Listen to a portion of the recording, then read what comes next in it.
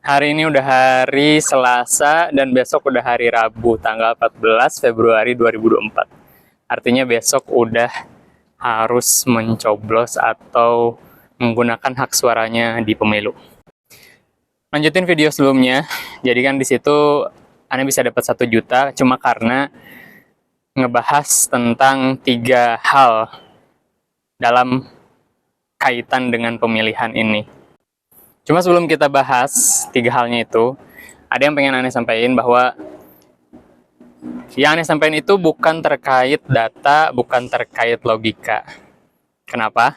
Karena yang namanya data itu bisa direkayasa, mudah sekali direkayasa. Sedangkan logika, yang namanya logika itu kita terbatas sama apa yang kita tahu kan. Bahkan ya, yang kita sudah tahu banget, iblis ya yang terlaknat oleh Allah Subhanahu wa taala, yang dilaknat oleh Allah Subhanahu wa taala, itu dia udah beriman segitu imannya, iman dengan lisan, iman dengan hati ya. Tapi cuma karena satu hal dia sampai jadi terlaknat. Gitu. Apa? Karena dia pakai logika. Bukannya di Al-Qur'an dia bilang, "Wahai Allah, engkau tuh ciptain aku dari api dan engkau ciptakan dia, ya, Nabi Adam dari tanah. Kenapa saya harus sujud sama yang diciptain dari tanah?" Logikanya dia main. Gara-gara logika dia akhirnya dimasukin ke dalam neraka. Logikanya mengalahkan untuk taat pada perintah Allah. Bukan karena sujudnya, padahal tentang taat sama Allahnya. Nah, jadi di sini Ane pengen ngebahas atau pengen ngobrol terkait pemilu ini, pilpres ini, bukan terkait logika, bukan terkait data, tapi terkait satu hal atau 2 hal, yang mana dari 2 inilah yang bisa ngejaga kita dari tersesat. Tersesat dalam pemilihan, tersesat dalam memilih, tersesat dalam cari rezeki, tersesat dalam mencari kerjaan, tersesat dalam berkeluarga, tersesat dalam sebagai hal. Berbagai macam hal tersesat. Apa itu yang bisa nyelamatin kita dari tersesat? Cuma 2. Al-Quran dan hadis Rasulullah SAW.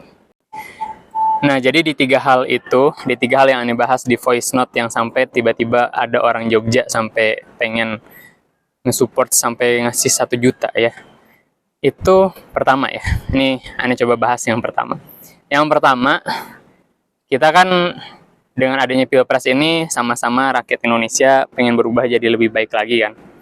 Seperti yang bilang di video sebelumnya bahwa yang namanya pengen berubah jadi lebih baik itu bukan hanya buat kita yang mau pilpres, tapi buat semua orang, bahkan perusahaan ada evaluasi tahunan agar tahun ini bisa menjadi lebih baik. Di kerjaan ada evaluasi tahunan juga agar bisa lebih baik. Dan semuanya pengen jadi lebih baik kan. Nah ternyata untuk bisa dapat perubahan, Allah itu ngasih standar. Yang pertama, ya di dalam Al-Quran, A'udzubillahi minasyaitonirrajim. Innallaha la yughayyiru ma biqaumin hatta yughayyiru ma bi anfusihim. Jadi standar perubahan dari Allah itu nggak akan merubah suatu apa yang ada pada suatu kaum. Apanya ini adalah umum ya. Apanya itu nakiroh. Jadi apapun itu. Allah tidak akan merubah apa yang ada pada suatu kaum. Allah tidak akan merubah rezekinya. Allah tidak akan merubah pemimpinnya. Allah tidak akan merubah apapun itu. Kalau misalkan terkait pilpres ya pemimpinnya. Sampai mereka apa? Hatta yughayyiru ma bi anfusihim. Sampai mereka sendiri merubah apa yang ada pada diri mereka. Apa yang ada pada diri mereka ya sikapnya, pengetahuannya, ya dan lain sebagainya. Jadi standar perubahan untuk dapat perubahan dari Allah adalah memilih. Ya. Jadi di saat ada orang golput, ya di saat ada orang golput nggak mau milih, ya berarti itu sama aja kayak dia tuh pengen rezeki lebih banyak, ya pengen keluarga lebih harmonis, tapi nggak mau kerja, nggak mau usaha, nggak mau peka sama cewek, pengennya rebahan, pengennya tidur, nunggu apa yang terjadi aja, apa adanya. Wah, udah kayak mimpi kali ya, bangun-bangun dari mimpi ya. Itu, jadi yang pertama adalah standar perubahan. Dan standar perubahan yang Allah kasihkan untuk bisa berubah harus memilih. Mau nggak untuk berubah, gitu kan. Jangan kita bahas perubahan tapi orangnya emang nggak mau berubah, ya susah lah, ya kan, harus mau berubah.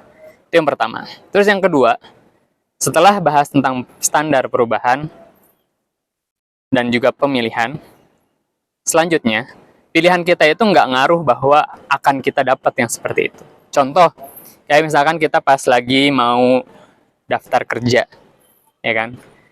kita ditanya tuh, milih mau berapa gajinya, bener gak sih? Ditanya kan?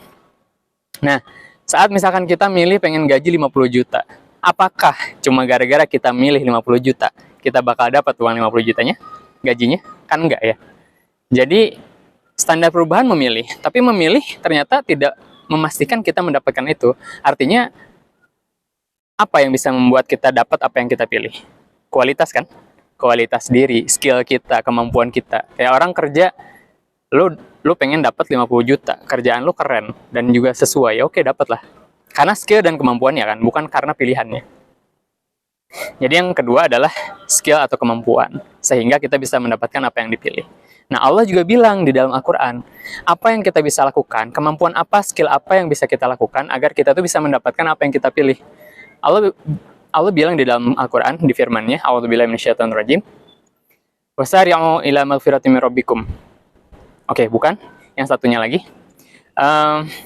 Astaghfiru rabbakum tsumma tubu ilaih. Tadi yang sebelumnya itu bahasan untuk yang poin ketiga. Astaghfiru rabbakum tsumma tubu ilaih yursilis samaa'a 'alaikum midrara wa yazidkum quwwatan ila quwwatikum. Ya. Jadi yang bisa kita mastiin kita dapat apa yang kita pilih adalah skill tadi kan. Nah, jadi Allah itu bilang gini, kita pengen pemimpin yang adil, pengen rezeki yang nambah banyak. Itu semua adalah karunia dari Allah. Dan kalau bahas karunia dari Allah, maka kita harus lihat di Al-Quran, kapan Allah itu bakal ngasih karunia pada suatu orang, setelah dia ngelakuin apa. Kalau bahasa dalam Al-Qurannya atau bahasa Arabnya itu ada syarat. Syarat apa yang dilakukan agar bisa mendapatkan.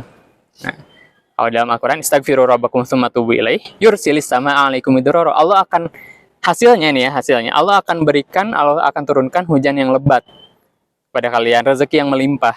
Wa yazidkum quwwatan ila quwwatikum, dan juga menambah skill, menambah kekuatan dari yang tadinya kalian punya skillnya sekian, ditambah jadi lebih berskill lagi, sehingga bisa mendapatkan pilihan tadi kan. Atau yang tadinya kekuatannya segini, ditambah lagi kekuatannya. Setelah ngapain? Istaghfiru rabbakum tsumma tubu ilaih. Minta ampun dari semua dosa dan juga bertobat kepada Allah. Itulah yang kita bisa lakukan untuk kita bisa mendapatkan perubahan. Ya, setelah Allah kasih tahu standar, yang kedua adalah Allah kasih tahu apa yang bisa kita lakuin agar kita bisa mendapatkan apa yang kita inginkan dan juga perubahan tadi. Ya. Minta ampun dan juga tobat. Tobat itu ada 3 ya. Tobat itu pertama, menyesali pernah melakukan dosa atau keburukan itu. Yang kedua, meyakini bahwa yang kita lakukan adalah salah. Yang ketiga, tidak mengulanginya dan berubah menjadi lebih baik. Melakukan hal-hal yang baik. Baik, standarnya apa? Ya, standarnya baik adalah Al-Quran dan Sunnah ya. Bukan baik menurut manusia logika aja.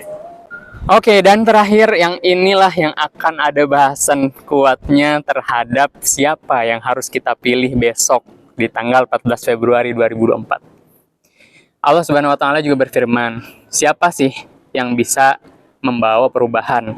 Ya.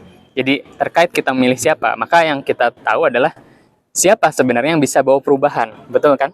Nah, daripada kita bahas logika, daripada kita bahas data, daripada kita bahas dan lain sebagainya, kita lihatlah Allah sendiri yang bilang, yang ciptain kita semua. Allah bilang, ada ciri-ciri orang yang bisa membawa perubahan. Ya, ada di dalam Al-Quran. Ayatnya dari wasari'u ila magfiratin min rabbikum wa jannatin arduha samawati wal ard u'iddat lil muttaqin alladzina yunfiquna fis sarra wad dharra wal kadhimina al ghaidha wal 'afina 'anil nas. Terus lanjut ke ayat setelahnya. Walladzina idza fa'alu fahishatan aw dzalamu anfusahum dzakarullah. Jadi ciri-ciri orang yang bisa membawa perubahan ya. Ini coba kita tanpa bahas dulu 1, 2, 3. Kita lihat dari ketiga ini, siapa yang bisa berubah. Ciri-ciri yang pertama, orang yang bertakwa. Ya, yang bertakwa. Orang yang bertakwa itu yang kayak gimana? Yang pertama, menginfakkan hartanya, baik dia lagi banyak uang ataupun sedikit uang, dia menginfakkan hartanya. Yang ketiga, kadhiminal ghaidha, dia bisa menahan emosi. Nah, ini udah mulai mengerucut ya. Yang ketiga, wal afiyah, yang keempat yang wal afina 'anin nas. Dia mudah memaafkan orang lain, nggak membahas-bahas selalu kesalahan orang lain di kampanye dimanapun. Dan yang terakhir, alladzina idza fa'alu fahishatan aw dzalamu anfusahum dzakarullah. Bukan orang yang suci, tapi kalau misalkan dia melakukan kesalahan, dia segera ingat Allah. Bukan yang menghalalkan dosa-dosa, ya, karena saya suka nonton itu dan lain sebagainya. Walau